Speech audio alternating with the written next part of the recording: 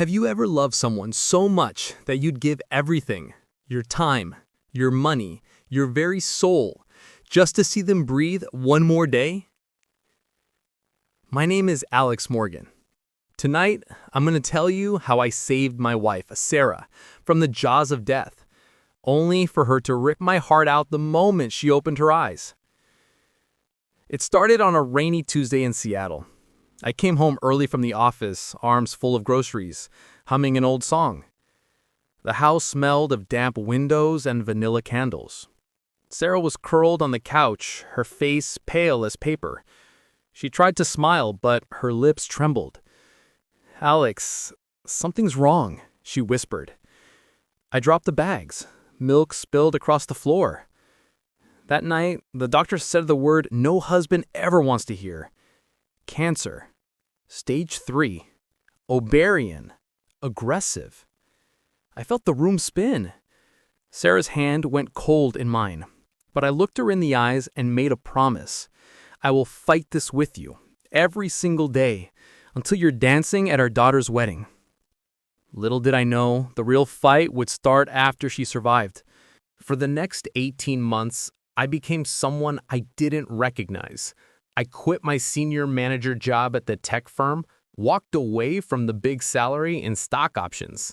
I sold my dad's old watch, the one with the scratched face that still kept perfect time. I cashed in every savings account, every retirement fund. Sarah needed experimental treatment in Boston. One cycle cost $80,000. We did 6. Our twins, Ethan and Emma, barely 4 years old, learned to say "daddy's at the hospital" before they could spell their names. I slept on waiting room chairs. I learned medical terms no husband should know.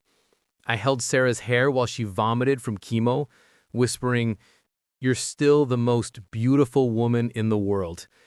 Every night, I prayed to a God I wasn't sure was listening. Then came the day the oncologist smiled. A real smile, not the rehearsed kind. "Mr. Morgan, the scans are clean. She's in remission." I cried in the hallway like a kid. Nurses thought someone had died. I had it. I'd won. We flew home. Sarah's hair was growing back in soft waves. She laughed again. Light, warm, mine. I thought the storm was over. I was wrong. The first crack appeared 3 weeks after she came home. Sarah stared at her reflection too long, touching her scar like it belonged to someone else. "You okay?" I asked, wrapping my arms around her from behind. She flinched, actually flinched. "I feel trapped," she said, "like I died and came back as a different person." I blamed survivor trauma, booked us couples counseling, took time off to drive her to the coast every weekend. But the distance grew. She stopped saying, "I love you" back. Then came the late-night phone calls, whispered, giggling. I found a new lock screen on her phone, a selfie with a man I'd never seen. Gym-built, expensive watch, smirk sharp as glass. His name was Victor Reed, corporate lawyer, old college friend.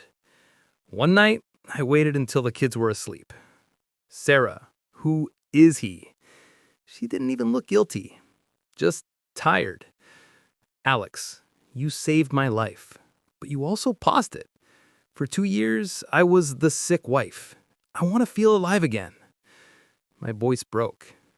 "I gave you everything." She sighed. "Exactly. You gave me duty. Victor gives me desire." I felt the floor disappear. It happened on a Thursday. I came home to an empty house. Sarah's clothes, gone. The twins' stuffed animals, gone. On the kitchen counter, divorce papers, and a note in her perfect handwriting. "I need a real man, Alex, someone who didn't watch my die. Victor's taking us to London.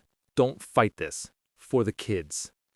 I screamed until my throat burned. Neighbors knocked on the door. She'd planned it for months. Used my savings, the cancer fund, to book one-way tickets. Victor's law firm fast-tracked her visa as his fiancée. I called her, she blocked me. I went to the preschool. They said, "Mom withdrew them for a family emergency." That night, I sat on the porch where Sarah and I once planned our future. I held her old scarf, still smelled like her.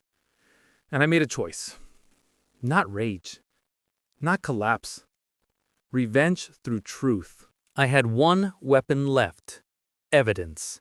During treatment, Sarah had signed power of attorney in case she couldn't decide. Guess who still had it? I hired a private investigator, quiet guy, ex-cop, owed me from work. Within 2 weeks, bank statements showing Victor moved my cancer fund into a joint account. Text messages where Sarah laughed about the clingy nurse, me. Audio of Victor bragging to friends. The fool paid for the honeymoon suite in Boston and the girl. I built a file. Thick, bulletproof. But I didn't run to court. I went to her mirror. Sarah had started an Instagram wellness page during recovery. Cancer survivor, mom, living my best life. 40,000 followers, brand deals pouring in. Perfect. I waited for her first paid collab livestream. Topic: How my husband's love healed me. Irony tasted like metal. 10 minutes before go live, I emailed the brand. Exclusive content drop in 15 minutes. Your influencer's real story. Attached: one photo. Sarah and Victor in Boston, my hospital bed in the background. Timestamp: the day I was donating blood for her surgery. The brand panicked, pulled the stream. But I wasn't finished. I created an anonymous YouTube channel, The Truth About Sarah Morgan. Uploaded a 22-minute video. No face, just documents. Voice altered. Title: I paid $1.2 million to save her. She left with my kids and my money. I ending with one line. This isn't hate. This is what gratitude looks like when it's betrayed. Within 48 hours, 4 million views. Sarah's sponsors dropped her like a hot coal. Victor's firm put him on indefinite leave. London visa revoked. Immigration flagged the fraud. 3 months later, Sarah showed up at my door. No makeup, hair messy. Victor nowhere. The kids clung to her legs, confused. Alex, please, take us back. I let her in, made tea. Same vanilla scent. She cried. I was scared. I thought my life was over. Victor made me feel young. I slid custody papers across the table. Full custody. Supervised visitation. And the money, she whispered. Every dollar, or I release the rest. She signed, hands shaking. As she left, Emma ran back, hugged my leg. Daddy, are we home now? I knelt. Yes, sweetheart, we're home. Sarah watched from the hallway. For the first time, she looked small. The nights were brutal, I won't lie. But I turned pain into purpose. Started a foundation, Second Chance Fund. Helps families fighting cancer keep their homes. First donor, the brand that dropped Sarah. They sent $500,000. Public apology. The kids and I moved to a smaller house near the water. Ethan asks about mommy sometimes. I say, she's learning to be brave again. Truth can be gentle when it needs to be. Sarah sends letters, apologies, updates. I read them, then file them away. Some wounds scar. Some hearts rebuilt stronger. Here's what cancer taught me, and betrayal carved deeper. Love isn't a debt, it's a gift. When someone weaponizes your sacrifice, you don't owe them silence. I saved Sarah's life. She tried to bury mine. But graves are for the dead. And I, Alex Morgan, chose to live.